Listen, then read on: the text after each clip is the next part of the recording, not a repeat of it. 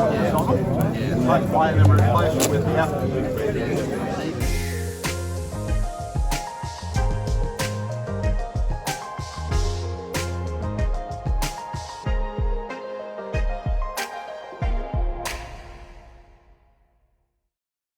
The Solo Bonfire 2.0 is easily the most popular fire pit on the market today.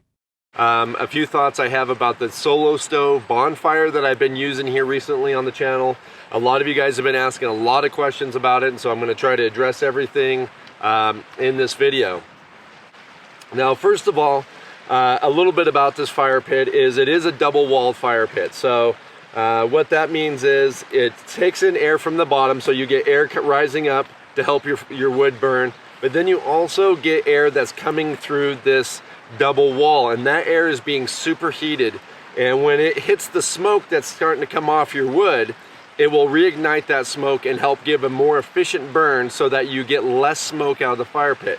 If you load this thing too full and you get wood stacked up above it, that wood is not going to get, it's not going to hit, that superheated air is not going to hit that wood, and that's going to smoke just as bad as any fire pit. And smoke typically wants to draft right into the awning area because that's where the warmer air is, and so a lot of times it's very hard for me to enjoy sitting inside the awning with a typical fire pit because a lot of that smoke will draft right in there. So having this particular fire pit that's creating a lot less smoke to start with makes sitting in front of the awning, under the awning, with the fire pit out in front of me a lot nicer. All the heat really rises right straight out of the top. As you can see, I have my hand within just meters, centimeters of the side of this wall, and I can actually feel cool air all the way around my hand. Now, the fire pit itself, the ring itself, is extremely hot, so you can't touch it, but I can have my hand up to this close and not feel any heat off the fire pit whatsoever. So kind of keep that in mind, in the fact that a regular fire, you're going to get some radiated heat out away. I do believe that this goes through wood faster than a typical fire pit. So you have a lot of airflow coming through this, so that it does burn through the wood fairly quickly. You need to let this thing burn completely out before stowing it away.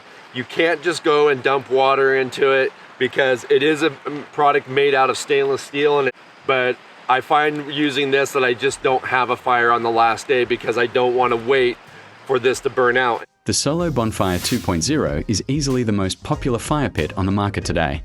It commands a premium price tag of over 850 Australian dollars at Amazon. But is it really smokeless? You're right to be skeptical. Smokeless is a bit of a marketing stretch. Don't get me wrong, it's a high-quality product, and once it gets roaring hot, it absolutely reduces smoke and keeps your clothes from stinking. But the Solo stove has a massive, built-in design flaw. It's a massive fuel guzzler, and worse, the heat goes straight up, not out. Because it draws cold air up through the outer walls to feed the secondary burn at the top, the sides stay insulated. It sends all that beautiful warmth straight into the stratosphere.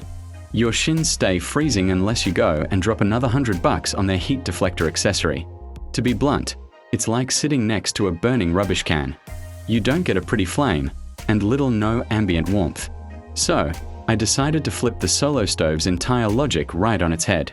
Welcome to a truly remarkable, homegrown retrofit design that outperforms the big brand for a fraction of the cost. I call it the Bundt-cake design. Instead of pulling air up the outer walls and cooling the sides, this design sends fresh, warming, oxygenated air straight up a heavy-duty center tube to ignite that secondary burn.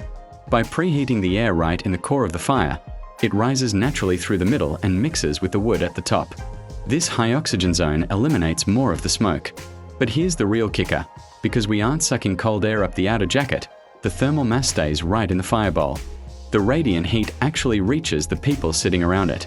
You get the genuine ambience of a classic campfire, low to no smoke, and actual radiant warmth. And how did we solve the ash clogging the center tube? The fix is a stainless steel kitchen strainer. It maintains perfect, wide, even air distribution while letting ash drop safely away. Ingenious, simple engineering. I'm not trying to sell you anything, I don't need your money, but tell me what you think. This isn't just a weekend hack, it's a genuine redesign of the whole smokeless concept. It tackles the three big flaws of the commercial pits. No more smoke, no more wasted heat, no more wasted fuel, and no more cold shins. The best part? It took a single trip to Bunnings or Home Depot, about $25, and a cheap mass-market fire pit. You don't need a degree in engineering to beat an $850 price tag. You just need to think inside the bowl. Now you know, so choose wisely.